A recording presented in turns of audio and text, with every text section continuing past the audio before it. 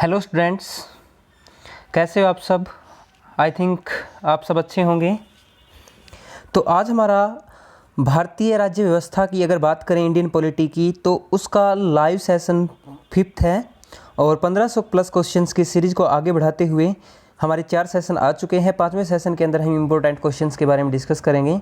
तो इस live session को मैं एक बार शुरू करने से पहले आप लोगों को बता दूं, अगर आपने पिछली की 4 वीडियो अगर देख ली हैं तो यकीन मानो 5 वीडियो अगर आप कंप्लीट देख लेते हो लगातार, तो 5 वीडियो के बाद आपके पॉलिटिकल साइंस के किसी भी एग्ज़ाम्स को लेके आपके लगभग 50% क्वेश्चन जो है वो ठीक हो जाएंगे सिर्फ 5 वीडियो से। अगर आप 10 वीडियो इसके लगातार देख लेते हो, लगभग आपके 80 से 90% जो है आपका एग्ज़ाम का कोई भी क्वेश्चन गलत नहीं होगा पॉलिटी का, क्योंकि हमने जो आपको डिस्कशन के साथ जो मैटर आपको प्रोवाइड करवाया है उससे अभी आपको शायद थोड़ा सा इतना मोटिवेशन ना मिले या अभी इतना कॉन्फिडेंस ना मिले आपको, लेकिन जैसे ही आपकी 10 वीडियो कंप्लीट हो जाएगी लगातार देखने के बाद, पहली 10 वीडियो, फिर आपका जो कॉन्फिडेंस होगा वो 90% आपका कॉन्फिडेंस हो जाएगा इंडियन पॉलिटी को लेके। ठीक है, तो चलिए इस सेशन को शुरू करते हैं। जितने भी एक बार लाइव जुड़ गए हैं अच्छी बात है। आते ही एक बार सबसे पहले तो लाइक कर दिया करो, क्योंकि कंटेंट आपको जो मिलेगा वो यूनिक मिलने वाला है। ठीक है, और आपका एक लाइक से हमें मोटिवेशन मिल जाता है ताकि मैं लाइव के दौरान आपको और अच्छी अच्छी चीज़ें साथ में करवा दूं। चलिए इस लाइव सेशन को शुरू करते हैं। कल हमने लास्ट क्वेश्चन किया था अनुच्छेद 131 के अंतर्गत के अकॉर्डिंग वाला। उसके बाद हम जो नेक्स्ट क्वेश्चन करेंगे आज, राष्ट्रपति का जो अभिभाषण है वो कौन तैयार करता है। तो राष्ट्रपति का अभिभाषण जो तैयार करती है वो करती है केंद्रीय मंत्रिमंडल। वेरी वेरी इंपॉर्टेंट है, बहुत बार एग्जाम के अंदर बना है ये क्वेश्चन। फिर नेक्स्ट क्वेश्चन है पंचायत के चुनाव कराने के लिए निर्णय किसके द्वारा लिया जाता है, यानी कि जो पंचायत के चुनाव होते हैं इसका निर्णय किसके द्वारा लिया जाता है चुनाव को लेके। तो ये राज्य सरकार लेती है निर्णय। ठीक है, क्योंकि राज्य सूची का विषय है तो इसीलिए राज्य सरकार लेगी। उसके बाद अगर हम बात करें 79वां संविधान संशोधन किससे संबंधित है, तो ये आपका अनुसूचित जाति एवं जनजाति के लोगों को लोकसभा एवं राज्य विधानसभाओं में आरक्षण से संबंधित है। अगर यहाँ पे बात की जाए जैसे लोकसभा और राज्यसभा के अंदर जो अनुसूचित जाति है और अनुसूचित जनजाति है, इनके रिगार्डिंग जो सीटें रिजर्व की गई हैं आपकी लोकसभा के अंदर है और विधानसभा के अंदर है, जबकि राज्यसभा के अंदर कोई भी ऐसी आपकी रिजर्वेशन सीट का प्रावधान नहीं है। तो आपको ये वेरी वेरी इंपॉर्टेंट है। सबसे पहले तो आपको ये बात याद रखनी भाई, आपका राज्यसभा के अंदर, ठीक है, राज्यसभा हो चाहे आपकी विधान परिषद हो, इनके अंदर लोकसभा, इनके अंदर जो भी अनुसूचित जाति है और जनजाति है उनके रिगार्डिंग कोई भी रिजर्वेशन सीट्स का आरक्षण नहीं मिलता। ठीक है, अब हम बात करेंगे लोकसभा के लिए। तो लोकसभा की अगर मैं बात करूं 2008 के प्रीसिमन आयोग के अकॉर्डिंग अगर बात करें तो 2008 के अंदर जो अनुसूचित जाति के लिए आरक्षित सीटें थी लोकसभा के अंदर वो कितनी थी, 79 थी, अनुसूचित जाति के लिए थी। और अगर आपकी बात करें अनुसूचित जनजाति के लिए, अगर अनुसूचित जनजाति की अगर हम बात करें तो यहाँ पे जो सीटें थी वो 41 थी। ये 2008 के प्रीसिमन ने फिक्स की थी। उसके बाद जो अगला प्रीसिमन था, मार्कर चेंज कर लेते हैं और ये देखो, अब उसके बाद जो अगला प्रीसिमन बैठा था 2008 के बाद, यानी कि जो प्रीसिमन 2008 तक ये थी, और 2008 के अंदर जो प्रीसिमन था उस प्रीसिमन की रिपोर्ट के अनुसार क्या था 2008 के बाद यहाँ पे जो 79 सीटें थी ये 79 सीटें +5 हो गई थी, यानी कि यहाँ पे कितनी हो गई थी, ये 84 हो गई थी, और जो 41 थी ये 6 बढ़ गई थी, और ये कितनी हो गई थी, 47। तो वर्तमान की अगर हम बात करें तो वर्तमान के अंदर जो लोकसभा के अंदर अनुसूचित जाति के लिए 84 और जनजाति के लिए 47 सीटें रिजर्व की गई हैं। ठीक है, लोकसभा और विधानसभा के अंदर ही इनका प्रावधान होता है। विधानसभा के अंदर अलग अलग राज्यों की अलग अलग आपकी सीटें निर्धारित होती हैं। ठीक है, तो अगर हम जैसे बात करें हरियाणा राज्य की, तो हरियाणा के अंदर रिजर्व कैटेगरी की जो सीटें हैं, हरियाणा के अंदर जो रिजर्व कैटेगरी की सीटें हैं तो 90 आपकी विधानसभा की सीटें हैं, 90 में से 17 सीटें, ठीक है, जो 17 सीटें हैं 90 में से वो आपकी रिजर्व हैं 90 में से। ठीक है, आपको थोड़ा सा याद रखना है। अगर हम बात करें हरियाणा जीके के टॉपिक की, तो हरियाणा जीके का मैं टॉपिक आपको बता ही देता हूं यहाँ पे। भाई हरियाणा जीके के अंदर ऐसे कौन कौन से 4 जिले हैं जिनकी सीटें रिजर्व नहीं हैं। ठीक है, कौन कौन से हैं तो ये आपको जल्दी से बताना है। चलो मैं बता देता हूँ आपको। सबसे पहले अगर हम बात करें महेंद्रगढ़ की, महेंद्रगढ़ के अंदर कोई भी सीट रिजर्व नहीं है। फिर हम बात करें फरीदाबाद की, फरीदाबाद में भी कोई सीट रिजर्व नहीं है। फिर हम बात करें पंचकूला की, पंचकूला के अंदर भी कोई सीट रिजर्व नहीं है। और उसके बाद है आपका नूहू, ठीक है, नूहू, नूहू यानी कि मेवात, तो मेवात के अंदर भी कोई सीट रिजर्व नहीं है। यानी कि हरियाणा के ऐसे आपके 4 ज़िले हैं। और 5वां ज़िले की अगर हम बात करें चरखी दादरी, ठीक है। अब चरखी दादरी भी जिला है, तो चरखी दादरी हमारा 5वां जिला हो गया जिसके अंदर कोई सीट अभी तक रिजर्व नहीं है। क्लियर है। तो ये आपके 4 जिले ही पूछे गए हैं अभी तक एग्जाम के अंदर। चरखी दादरी अभी अपवाद रहेगा क्योंकि अभी इसका सारा सिस्टम जो है वो इसका प्रिसीमन आयोग नहीं बैठा, इसके रिगार्डिंग अभी सारी चीज़ें डिसाइड नहीं की गई है। लेकिन फिर भी अगर हम बात भी करें तो 4+1 यानी कि आपके 5 ऐसे जिले हैं जिनके अंदर कोई भी सीट रिजर्व नहीं है। क्लियर है। और झज्जर आपका एक ऐसा जिला है जो खुद रिजर्व है। ठीक है, झज्जर आपका एक ऐसा जिला है जो खुद रिजर्व है। और अगर हम बात करें कुरुक्षेत्र की, कुरुक्षेत्र एक ऐसा जिला है जिसकी जो रिजर्वेशन सीट है आपकी, कुरुक्षेत्र की तो शाहबाद है, कुरुक्षेत्र की रिगार्डिंग नहीं है, वो अलग क्वेश्चन है। चलो हरियाणा जीके का वो दूसरा क्वेश्चन की लैब पकड़ गया था मैं, तो छोड़ देते हैं उस क्वेश्चन को। कुरुक्षेत्र की शाहबाद है, उसको छोड़ देते हैं अभी। तो ये आपके 4+1 ऐसे जिले हैं हरियाणा के जिनके अंदर कोई रिजर्व सीट नहीं है, जबकि 17 आरक्षित सीटें हैं, प्रत्येक जिले से एक है। अगर जैसे हम हिसार से हैं तो हिसार की अगर मैं बात करूँ, हिसार से जो आपकी सीट है वो है रिजर्वेशन की उकलाना। ठीक है, हिसार से उकलाना है आपकी, और भिवानी से भवानीखेड़ा है। अगर आप जिस भी डिस्ट्रिक्ट से हैं और आप अपने अपने डिस्ट्रिक्ट की, मैं वैसे तो आपको सारे के सारे 17 के 17 डिस्ट्रिक्ट की बता सकता हूं, लेकिन आपकी वीडियो ज़्यादा लंबी हो जाएगी और वो हरियाणा जीके का टॉपिक है, जबकि हम बात कर रहे हैं पॉलिटिकल साइंस की, एक इंडिया जीके का टॉपिक है, क्योंकि इसको सिर्फ हरियाणा के लोग नहीं देखते, बाहर के लोग भी देखते हैं। इसी वजह से इस क्वेश्चन को यहीं पर स्किप करेंगे। क्लियर है। हाँ जी, लाइव सेशन अच्छा चल रहा है? जल्दी से कमेंट करके ये बताया करें भाई लाइव सेशन ठीक चल रहा है। एक बार जल्दी से यस और नो करके बताएं लाइव सेशन कैसा चल रहा है। अच्छा चल रहा है तो यस लिखें, अच्छा नहीं लग रहा आपको तो नो लिख सकते हैं आप। फिर रीज़न लिख देना कि आपका रीज़न क्या है, किस वजह से नो लिख रहे हैं। क्लियर है। आगे देखो, संविधान सभा से मुस्लिम लीग के बहिष्कार का प्रमुख कारण क्या था? इसका प्रमुख कारण था भाई जो मुसलमान थे वो अलग से, मुस्लिम लीग जो थी अलग से मुसलमानों के लिए एक संविधान सभा चाहती थी, इसीलिए उन्होंने बहिष्कार किया था। उसके बाद संविधान के निर्माण की दिशा में उल्लेखनीय योगदान देने का उद्देश्य प्रस्ताव का संबंध किससे था? ये पंडित जवाहरलाल नेहरू से था। ठीक है। संविधान की प्रस्तावना में वर्णित लोकतंत्र को किस रूप में स्वीकार किया गया है? तो लोकतंत्र की अगर हम बात करें यहाँ पे सामाजिक, आर्थिक एवं राजनीतिक लोकतंत्र के रूप में स्वीकार किया गया है प्रस्तावना को। भारत के प्रथम राष्ट्रपति के रूप में डॉक्टर राजेंद्र प्रसाद का निर्वाचन किसने किया था? तो संविधान सभा ने किया था। तो अगर हम बात करें, जैसा आपको याद होगा, तो वो 24 दिसंबर की बात है, 24 दिसंबर, ठीक है, 1950 को, 24 दिसंबर 1950 की अगर मैं बात करूं, ये आपकी अंतिम बैठक हुई थी और इसी बैठक के अंदर इनका जो है निर्वाचन किया गया था डॉक्टर राजेंद्र प्रसाद का। ठीक है, ये पहली 2 बार अगर हम बात करें तो डॉक्टर राजेंद्र प्रसाद जो थे ये सबसे पहले क्या किए गए थे? मनोनीत किए गए थे। ठीक है, ये मनोनीत किए गए थे, यानी कि इनका जो कार्यकाल था राष्ट्रपति के रूप में, उस समय कोई चुनाव नहीं हुआ था, डायरेक्ट इनको मनोनीत किया गया था राष्ट्रपति के रूप में। उसके बाद फिर ये 2 बार क्या हुए थे? निर्वाचित हुए थे। ये भी आपको थोड़ा सा याद रखना है। उसके बाद आगे है नेक्स्ट क्वेश्चन, उद्देश्य प्रस्ताव में वर्णित विचारों को संविधान सभा ने संविधान के किस भाग में स्थान दिया? तो प्रस्तावना के अंदर भाग स्थान दिया है ये। उसके बाद है किस समिति की सिफारिशों के आधार पर संविधान में मौलिक कर्तव्यों से संबंधित प्रावधानों की व्यवस्था की गई है? तो सवर्ण सिंह समिति के तहत की गई है आपके मौलिक कर्तव्यों को। तो मौलिक कर्तव्य मैंने आपको बताए थे कौन से देश से लिए गए हैं मौलिक कर्तव्य। देखो अधिकार, मौलिक अधिकार मैंने आपको बताया था, ऐसे अधिकार और ऐसे अमेरिका, और कर्तव्य का फिर क्या रह जाएगा? मौलिक कर्तव्य का सोवियत संघ। ठीक है, तो मौलिक कर्तव्य सोवियत संघ से लिए थे। इस तरह से आप याद कर सकते हैं, थोड़ा सा इंटरलिंक करके। उसके बाद नेक्स्ट क्वेश्चन है, संविधान के अनुच्छेद 72 एक गैक की व्यवस्थाओं के अनुसार कौन मृत्युदंड को क्षमा कर सकता है? ये सिर्फ केवल और केवल राष्ट्रपति जी कर सकते हैं। ठीक है, याद रखना है, इंपॉर्टेंट है। क्या राज्यपाल भी ऐसा कर सकता है? बिल्कुल भी नहीं कर सकता राज्यपाल। ठीक है, सिर्फ और सिर्फ राष्ट्रपति कर सकता है।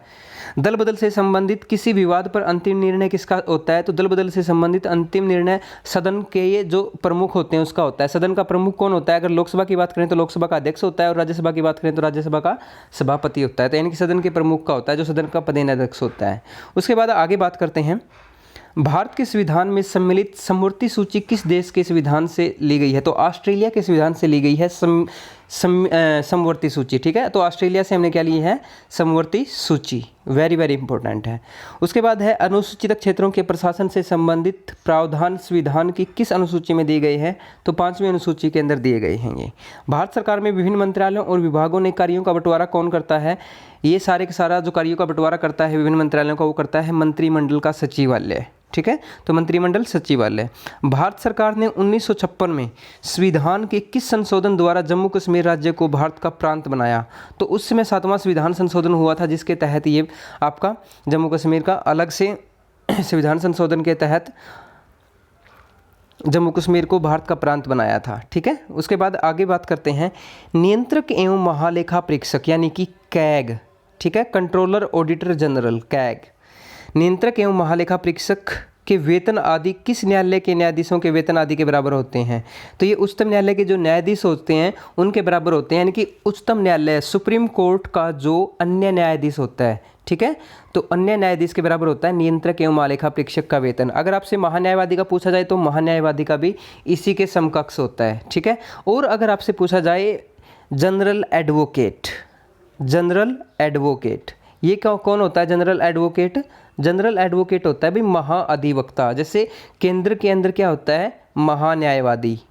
ठीक है, केंद्र के अंदर क्या होता है? महान्यायवादी होता है। उसी तरीके से राज्य के अंदर क्या होता है? जनरल एडवोकेट होता है महाअधिवक्ता। ठीक है, महाअधिवक्ता। तो महान्यायवादी या नियंत्रक महालेखा परीक्षक की तो होगी सुप्रीम कोर्ट के अन्य न्यायाधीश के बराबर, क्योंकि ये सेंटर के अंदर होते हैं। और राज्यों के अंदर होता है महाअधिवक्ता, तो उसी के बेस के ऊपर, उच्चतम न्यायालय के बेस के ऊपर, जैसे राज्यों के अंदर क्या होता है? उच्च न्यायालय होता है, तो उच्च न्यायालयों के जो अन्य न्यायाधीश हैं, यानी कि इसी के समांतर चलती हैं सारी चीज़ें। जैसे ये इसके समांतर है, उसी तरीके से आपका महाधिवक्ता इसी के समांतर चलेगा। तो इसके समांतर क्या होता है? उच्च न्यायालय। और ये उच्चतम न्यायालय के अन्य न्यायाधीश हैं, तो ये उच्च न्यायालय के अन्य न्यायाधीश होंगे, ऐसे याद रखना है। देश में केवल 2 संघ राज्य क्षेत्रों में विधानसभाएं हैं। ठीक है, 2 संघ राज्य क्षेत्रों में, दिल्ली और पुदुचेरी के अंदर है, आपको पता है। तो ये संघ राज्य क्षेत्र कौन से हैं? तो दिल्ली और पुदुचेरी है। अब देखो यहाँ पे अगर हम बात करें तो दिल्ली के अंदर विधानसभा की 7 सीटें हैं, और पांडिचेरी की अगर बात की जाए तो पांडिचेरी की जल्दी से आप कमेंट करके बताएं। ठीक है, मैं आपको कई बार बता चुका हूँ, तो पांडिचेरी की जो सीटें हैं वो कितनी है? जल्दी से कमेंट करके बताएं। ठीक है, दिल्ली की 7 सीटें हैं, सबसे ज़्यादा हैं। हम बात कर रहे हैं दिल्ली के अंदर विधानसभा है, जबकि पांडिचेरी की अगर बात की जाए तो पांडिचेरी के अंदर कितनी सीटें हैं ये आप बताएंगे। ठीक है, आगे चलते हैं। जम्मू कश्मीर राज्य की विधानसभा में राज्यपाल कितनी महिलाओं को नामजद करता है? तो दिल्ली की अगर बात करें तो मात्र 2 हैं जम्मू कश्मीर के अंदर, लेकिन अब वो नहीं है। क्यों नहीं है? ये पहले करते थे, अब जो जम्मू कश्मीर है उसको राज्य का दर्जा समाप्त कर दिया गया है। और अब जो भारत के अंदर अन्य राज्यों का प्रावधान है, उसी तरीके से अन्य जो यूटी का प्रावधान है, उसी तरीके से जम्मू कश्मीर के अंदर भी यूटी की तरह ही सारी चीज़ें होगी। अब पहले होता था ये, अब नहीं है। ठीक है, भारतीय संविधान के किस अनुच्छेद द्वारा बेगार तथा बलात् श्रम को प्रतिषेध किया गया है? तो अनुच्छेद 23 के द्वारा किया गया है। ये मौलिक आपके अधिकार हैं, इन्हीं के अंदर आता है ये। और इसी के अंदर अगर हम बात करें तो ये 6 से 14 वर्ष के जो बच्चे होते हैं उनको निःशुल्क शिक्षा का अधिकार है।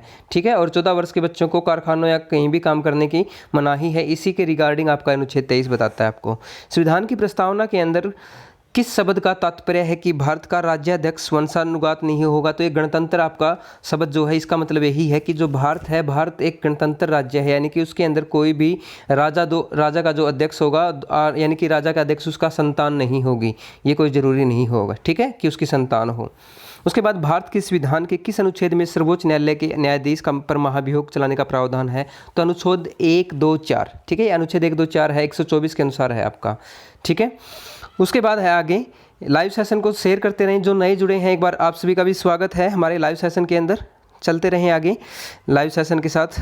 भारत का संसदीय प्रजातंत्र किस देश से प्रभावित है? तो संसदीय प्रजातंत्र ब्रिटेन से है, क्योंकि हमने संसदीय प्रणाली कहाँ से ली है? ब्रिटेन से ली है। उसके बाद सर्वप्रथम किस अधिनियम के द्वारा भारत में उत्तरदायी शासन की स्थापना की गई? तो 1919 के भारत शासन अधिनियम के द्वारा। यानी कि ये क्वेश्चन ऐसा है जो 2-3 वीडियो में बार बार आ चुका है, इसी वजह से देखो ये क्वेश्चन कितना इंपॉर्टेंट है। जो क्वेश्चन रिपीट होता है ना आपका, उसका मतलब ये नहीं कि हम बार बार उसको टाइप कर रहे हैं, इसका मतलब ये है कि वो बार बार एग्जाम के अंदर आया हुआ है। क्योंकि हम जो मैटर उठाते हैं वो बार बार एग्जाम से उठाते हैं, फिर उनको थोड़ा सा ये देख लेते हैं कि ये क्वेश्चन ऐसे कौन से क्वेश्चन जो बार बार रिपीट हो रहे हैं, फिर उनमें से कुछ क्वेश्चन तो निकाल देते हैं, लेकिन फिर भी एक आध क्वेश्चन रह जाते हैं। तो उसी तरीके से ये क्वेश्चन आपके बार बार आ जाते हैं।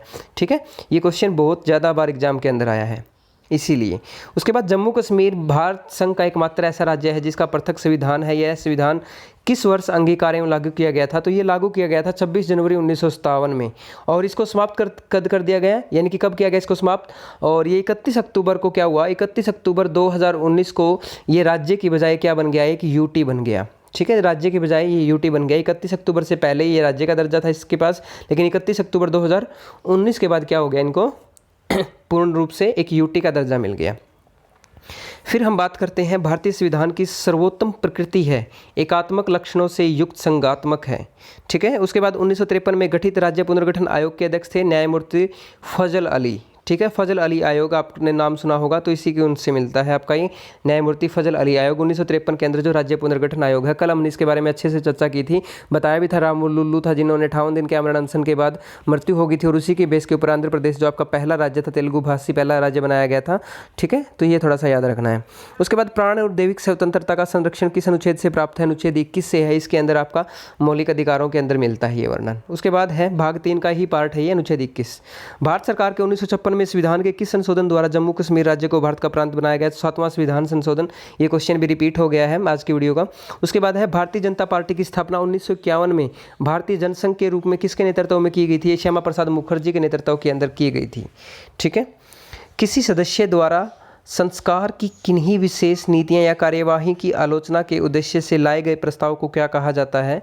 तो ये कहा जाता है निंदा प्रस्ताव। ठीक है, किसी भी सदस्य के द्वारा सरकार की, ठीक है, कोई भी ऐसा सदस्य है जो सरकार की कोई भी विशेष नीति है या कोई भी कार्यवाही है उसकी आलोचना करे, उसकी आलोचना से कोई भी प्रस्ताव लेके आए, उसको गलत ठहराने की कोशिश करे उचित तरीके से, तो उसको हम बोलेंगे निंदा प्रस्ताव। याद रह जाएगा ना, निंदा प्रस्ताव। यानी कि निंदा का मतलब क्या हो गया? उसकी बुराई करना ही हो गया, उसकी आलोचना करना ही हो गया। ठीक है। किसी पक्ष के कोई पद या मताधिकार के लिए दावा करने पर राज्य उसकी वैधता की जांच जिस न्यायिक उपचार द्वारा करता है उसे कहते हैं भाई अधिकार परीक्षा। ठीक है। भारतीय संविधान में एकल नागरिकता का प्रावधान ब्रिटेन के संविधान से लिया गया है। मैंने कल बताया था यूएसए के अंदर दोहरी है और स्विट्जरलैंड के अंदर तिहरी नागरिकता है। राजभाषा आयोग के प्रथम अध्यक्ष कौन थे? तो इसके प्रथम अध्यक्ष थे वी.जी. खरे। फिर नेक्स्ट क्वेश्चन है, भारतीय संविधान में लोक सेवा आयोग का प्रावधान किया गया। ये लोक सेवा आयोग जो है 315 के तहत किया गया। और अगर आपसे पूछा जाए अखिल भारतीय सेवाओं का वर्णन कौन से अनुच्छेद में मिलता है? अखिल भारतीय सेवाओं का वर्णन मिलता है 312 के अंदर। ठीक है। लोक सेवा आयोग यानी कि पब्लिक सर्विस कमीशन।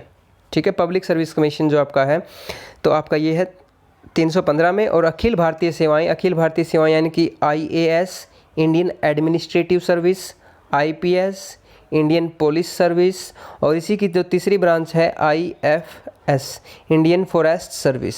तो ये आपकी 3 सेवाएं हैं जो आती हैं आपकी अखिल भारतीय सेवाओं के अंदर। ठीक है, याद रखेंगे इसको भी। फिर है नेक्स्ट क्वेश्चन, भारतीय संविधान की 11वीं अनुसूची में पंचायती राज संस्थाओं में सम्मिलित कितने विषय दिए गए हैं? अगर पंचायती राज की बात है तो 29 विषय दिए गए हैं। और अगर आपसे पूछा जाए पंचायती की बजाय आपका नगरीय स्वशासन के बारे में तो वहाँ पे 17 विषय दिए गए हैं। ठीक है। भारतीय संघ का राष्ट्रपति किसके परामर्श से कार्य करता है? ये प्रधानमंत्री के परामर्श से कार्य करता है। किस संवैधानिक संशोधन द्वारा तय किया गया कि राष्ट्रपति मंत्रिपरिषद की राय के मानने के लिए बाध्य होगा? ये 42वां संविधान संशोधन 1976 के द्वारा किया गया था इंदिरा गांधी की सरकार के अंदर। ठीक है, उन्होंने किया था ऐसा ये, क्योंकि उस समय क्या है वीटो पावर का प्रयोग किया गया था और वीटो पावर के प्रयोग की वजह से ही उन्होंने ऐसा किया है। फिर हम बात करते हैं वीपी सिंह ने किया था वीटो पावर का प्रयोग, आपने नाम भी सुना होगा। राष्ट्रपति करवाएंगे तो अच्छे से बताएंगे आपको, क्योंकि राष्ट्रपति आपका बहुत ही एक महत्वपूर्ण टॉपिक है, तो इसीलिए हम वहाँ पर करवाएंगे। अभी इससे भी महत्वपूर्ण जो टॉपिक लोकसभा और राज्यसभा संसद का जो आपका टॉपिक है वो हमारा लाइव सेशन की बजाय ऑफलाइन सेशन चल रहा है उसका, और वो थ्योरी बेस्ड क्लासेज हैं वो आपको प्ले लिस्ट में मिल जाएंगी, तो उनको ज़रूर देखें, क्योंकि एक बार वो देख लेंगे तो आपको ये आपकी जो पॉलिटी है वो आपको 70% जो आपके क्वेश्चन हैं वो आपके एग्ज़ाम के अंदर संसद से पूछे जाते हैं, तो वो इम्पोर्टेंट है, इसीलिए थोड़ा सा याद रखिए आप उसको। उसके बाद है जवाहरलाल नेहरू के नेतृत्व में अंतरिम सरकार का गठन सितंबर 1946 के अंदर हुआ था। फिर हम बात करते हैं संविधान सभा में किस प्रांत के प्रतिनिधि सर्वाधिक थे? तो संयुक्त प्रांत के। ठीक है, तो संयुक्त प्रांत हुआ करता था उस समय, तो संयुक्त प्रांत कहते थे हम। तो संयुक्त प्रांत के अंदर बहुत सारे राज्य आते थे। इसके बारे में जब हम आपको पहला चैप्टर करवाएंगे कि आपका जो इतिहास क्या है पूरे की पूरी संविधान सभा के बारे में, तो फिर हम उसके बारे में आपको जब डिटेल में करवाएंगे। उसके बाद नेक्स्ट है पंचायत का चुनाव कराने के लिए निर्णय कौन लेता है? राज्य सरकार लेती है। ये क्वेश्चन आपका इंपॉर्टेंट है, इसीलिए दोबारा आया है। किसने कहा कि आयरलैंड के राष्ट्रपति की तरह भारत का राष्ट्रपति भी अनुच्छेद 368 के उल्लंघन होने पर संशोधन विधेयक पर अपनी स्वीकृति नहीं दे सकता? तो ये दुर्गादास बसु ने कहा था, इंपॉर्टेंट है। आयरलैंड से हमने क्या लिया है? वैसे नीति निर्देशक तत्व जो है आयरलैंड से हमने लिए हैं, याद रखना है ये भी आपको। राष्ट्रपति कितने एंग्लो इंडियन को लोकसभा में मनोनीत कर सकता है? राष्ट्रपति कर सकता है, नहीं कर सकता था भाई, ठीक है। अब नहीं कर सकता ये एंग्लो इंडियन को, पहले कर सकता था 16वीं लोकसभा तक। 17वीं लोकसभा से आपका कोई भी एंग्लो इंडियन को मनोनीत नहीं कर सकता। अगर आपको इसके बारे में अच्छी जानकारी चाहनी है, पूरी की पूरी एंग्लो इंडियन अभी तक कौन एंग्लो इंडियन है जो सबसे ज़्यादा बार बना है, तो इसकी हमारी थ्योरी क्लासेज है लोकसभा वाली, ठीक है। तो लोकसभा का शायद दूसरा या तीसरा लेक्चर है वो, तो वो आप जरूर देखें, दूसरा या तीसरा लेक्चर, उसके अंदर आपको पूरी डिटेल के साथ दिया गया है। उसके बाद है सर्वोच्च न्यायालय के न्यायाधीशों की सेवानिवृत्ति की आयु है 65 वर्ष, ठीक है। फिर हम बात करते हैं नेक्स्ट, उपराष्ट्रपति के चुनाव में प्रधानमंत्री कब मतदान का अधिकारी नहीं होता, तो उस समय नहीं होता जब वह संसद का सदस्य नहीं रहता। अगर संसद का सदस्य ही नहीं रहेगा तो फिर मताधिकार कैसा उसका, ठीक है, यानी कि मत पर अधिकार कैसा। फिर हम बात करते हैं नेक्स्ट क्वेश्चन की, राज्यपाल अपने विवेकाधीन कर्तव्यों के अनुपालन में किसके नियंत्रण के अधीन कार्य करता है, ये राष्ट्रपति के अधीन कार्य करता है, ठीक है। देखो आपका जो लाइव सेशन है, मैं बहुत कम बात करता हूँ लाइव सेशन के दौरान, आपके क्वेश्चन जो है मैं ज़्यादा से ज़्यादा करवाने की कोशिश करता हूँ आपको। तो कुछ बच्चे अभी बोर हो रहे होंगे तो बोर मत हुआ करें, क्योंकि कुछ बच्चे होते हैं लाइव सेशन को कंप्लीट नहीं देखते, तो लाइव सेशन को कंप्लीट देखने की कोशिश किया करें। आपके जो 5 लाइव सेशन है, एक बार आप इनको कंप्लीट देख लोगे जैसे ही, तो आपको बहुत ज़्यादा कॉन्फिडेंस आ जाएगा। और 5 के बाद अगर आपके 10 सेशन कंप्लीट हो जाएंगे तो 10 सेशन के अंदर आपके लगभग 90% क्वेश्चन है वो गलत होने के चांस आपके नहीं होंगे, ठीक है, अगर थोड़ा सा अच्छे ध्यान दे के पढ़ोगे तो। जैसे ही हमारा 1500 क्वेश्चन का कोर्स कंप्लीट होगा, फिर आप कोई भी एग्जाम हो, चाहे आप कितना ही बड़े एग्जाम की तैयारी क्यों ना कर रहे हो, उसके अंदर आपको क्वेश्चंस कैसे करना है, किसी क्वेश्चंस को लेकर डिबेट कैसे करनी है, तो आप किसी से भी डिबेट कर सकते हो, इतने आप समकक्ष हो जाओगे, इतने आप एबल हो जाओगे, योग्य हो जाओगे, ठीक है। तो आपका एक पॉलिटिकल सब्जेक्ट जो है सिर्फ 1500 क्वेश्चन के ऊपर डिपेंड है, क्योंकि 1500 क्वेश्चन के साथ साथ मैं जो डिस्कशन दे रहा हूँ आपको, वो लगभग इनका 3 गुना आपके क्वेश्चंस की तैयारी करवा रहा है, लगभग 4500 क्वेश्चन बना रहा है आप लोगों के ये, ठीक है। तो जो इंपॉर्टेंट ज़्यादा रहेंगे आपके एग्जाम में। अब देखो आगे बात करें, भारत के किस राष्ट्रपति का चुनाव आम सहमति से हुआ था, तो नीलम संजीव रेड्डी का हुआ था आम सहमति से चुनाव। अगर आपने नाम सुना है नीलम संजीव रेड्डी, बड़ा ही प्यारा और सुंदर नाम है। ये ऐसे राष्ट्रपति हुए जो राष्ट्रपति से पहले 2 बार लोकसभा के स्पीकर रहे हैं, 2 बार लोकसभा के स्पीकर रहे हैं। इनके बारे में सबसे बड़ी खास बात मैं आपको बता देता हूँ, ये प्रथम ऐसे लोकसभा स्पीकर थे जो आपके यानी कि किसी कांग्रेस दल से सदस्य नहीं थे। यानी कि कांग्रेस के दल से अगर हम बात करें तो जितने भी अभी तक इनसे पहले जो भी आपके लोकसभा अध्यक्ष चुने गए वो सारे के सारे कांग्रेस पार्टी से थे, लेकिन ये जो आपके थे ये जनता दल से थे। यानी कि जनता दल से, विपक्षी दल से पहली बार चुने गए थे, कांग्रेस के नहीं थे ये पहले लोकसभा अध्यक्ष। पहली खास बात तो इनकी ये है। दूसरी खास बात क्या थी, ये 2 बार इन्होंने कार्यकाल किया लोकसभा स्पीकर के रूप में, ठीक है। तो लोकसभा स्पीकर के रूप में इनका कार्यकाल 1 और 2 बार था। दूसरा क्वेश्चन ये इंपॉर्टेंट है। फिर इससे तीसरा क्वेश्चन इंपॉर्टेंट क्या है, ये सबसे पहले ऐसे लोकसभा अध्यक्ष थे जिन्होंने लोकसभा स्पीकर के पद से इस्तीफा दिया था। यानी कि लोकसभा अध्यक्ष के रूप में इन्होंने शपथ ग्रहण करने के बाद, यानी कि लोकसभा सदस्य की शपथ होती है, यानी कि लोकसभा स्पीकर होते हुए पहले ऐसे व्यक्ति जिन्होंने अपना इस्तीफा खुद दिया, ठीक है। तो ये सबसे पहले ऐसे व्यक्ति थे जिन्होंने इस्तीफा दिया था भाई, याद रखेंगे आप, ठीक है। ये 2-3 क्वेश्चन हैं। और उसके बाद नेक्स्ट हम बात करें, कोई केंद्रीय मंत्री कब लोकसभा में मतदान का अधिकारी नहीं होता, जब वह लोकसभा का सदस्य नहीं होगा, तो तब वो मतदान का अधिकारी नहीं होगा। संविधान के अनुसार केंद्रीय मंत्रिपरिषद में अधिकतम कितने सदस्य हो सकते हैं, तो केंद्रीय मंत्रिपरिषद के अंदर संविधान में इस संबंध के अंदर वैसे तो कोई सीमा का उल्लेख नहीं है कि केंद्रीय मंत्रिपरिषद में अधिकतम कितने सदस्य हो सकते हैं, ठीक है, केंद्रीय मंत्रिपरिषद में। लेकिन अभी इसके लिए एक प्रावधान बनाया गया है। उस प्रावधान के अंदर मैंने आपको बताया था, जो अभी आपके मंत्रिपरिषद है उसके अंदर आपकी जो 15% है, वो 15% के अंदर आपके मंत्रिमंडल होना चाहिए आपका, 15% से कम नहीं होना चाहिए। उसके लिए और भी कुछ कंडीशंस होती हैं, वो हमने जो थ्योरी क्लासेज है, अब जब आप थ्योरी क्लासेज को देखोगे तो उसके अंदर हमने बड़ी डिटेल से बताई गई हैं सारी चीज़ें, तो आप वहाँ पर देख सकते हैं इन चीज़ों को, ठीक है। क्योंकि सारी चीज़ें यहाँ पर करवाएंगे तो फिर उन थ्योरी क्लासेज का मतलब नहीं रहता, इसी वजह से थोड़ा सा थ्योरी क्लासेज को ज़्यादा देखें आप। ये आपका क्वेश्चन बेस है, तो क्वेश्चन बेस आपका जो है रफ एंड टफ जो भी क्वेश्चन आते हैं एग्जाम के अंदर, आप उनको ज़्यादा से ज़्यादा क्रैक कर सको, इसी वजह से थोड़ा सा डिस्कशन करते हैं। आगे देखिए, नेक्स्ट है केंद्र सरकार के मंत्री व्यवहारिक एवं संवैधानिक रूप से किसके प्रसाद पर्यंत अपना पद ग्रहण करते हैं? तो केंद्र सरकार के जो मंत्री होते हैं राष्ट्रपति और प्रधानमंत्री के प्रसाद पर्यंत करते हैं। प्रदेश सरकार के मंत्री व्यवहारिक एवं संवैधानिक रूप से राज्यपाल के समकक्ष होंगे। ठीक है। फिर हम बात करें संविधान के अंतर्गत मूल अधिकारों को लागू करवाने की जिम्मेदारी किसकी होती है? तो सर्वोच्च न्यायालय और उच्च न्यायालयों की होती है। अगर किसी भी व्यक्ति के मौलिक अधिकारों का या मूल अधिकारों का हनन होता है तो वो क्या कर सकते हैं? सर्वोच्च न्यायालय या उच्च न्यायालय की शरण ले सकते हैं। ठीक है। मूल अधिकारों के उल्लंघन की स्थिति में किस अनुच्छेद के अंतर्गत व्यक्ति सीधे सर्वोच्च न्यायालय में आवेदन कर सकता है? अनुच्छेद 32 के अंतर्गत। इसीलिए दोस्तों अनुच्छेद 32 को संविधान के हृदय, संविधान की आत्मा कहा है बाबा साहब अम्बेडकर ने। ठीक है। संवैधानिक उपचारों का अधिकार है इसके अंदर। नागरिकों के मूल कर्तव्य संविधान में कहाँ से लिए गए हैं, कहाँ दिए गए हैं? तो ये मौलिक कर्तव्य जो हैं आपके ये दिए गए हैं संविधान के भाग 4A में और अनुच्छेद 51A, अनुच्छेद 51 क। ठीक है। 51 क कह सकते हो, अनुच्छेद 51 क में। ठीक है। उसके बाद देखो किस रीट का शाब्दिक अर्थ है व्हाट इज योर अथॉरिटी? तो इसका क्वो वारंटो का है ये व्हाट इज योर अथॉरिटी शाब्दिक अर्थ। ठीक है।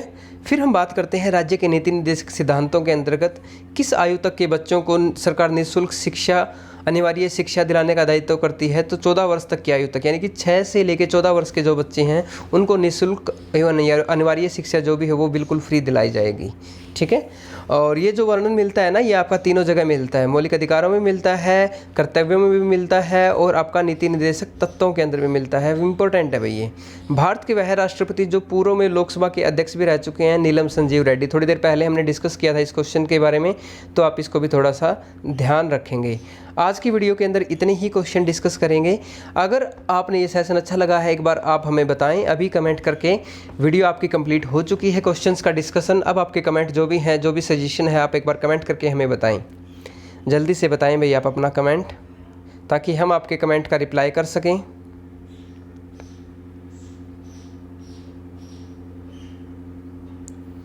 सेशन अच्छा लगा है तो एक बार लाइक कीजिए, थम्स अप कीजिए, एक बार थम्स अप करके बताएं। सेशन अच्छा लगा है थम्स अप करें, अच्छा नहीं लगा नो लिख दें, एन लिख सकते हो, नो नहीं लिखना चाहते तो अच्छा लगा है वाई लिख सकते हो शॉर्ट में। Okay, thank you. आप सभी ने अपना इतना कोऑपरेट किया, इतना अच्छा कोऑपरेशंस के साथ साथ आपने वीडियो यहाँ तक देखी। थैंक यू आप सभी का। Have a good night.